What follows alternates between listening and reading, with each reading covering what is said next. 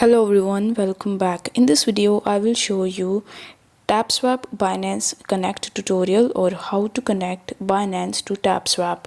For that, first of all, you need to launch your Tapswap application, and once you are on this page, you need to tap on the Tasks tab.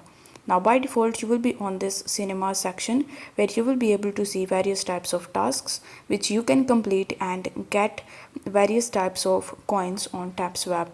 Here you need to tap on specials, and in the specials you might see a task which would help you to register to Binance. So if you are able to see that task, you simply need to tap on that task, and then you just have to first register on Binance, and then you need to complete your KYC on Binance.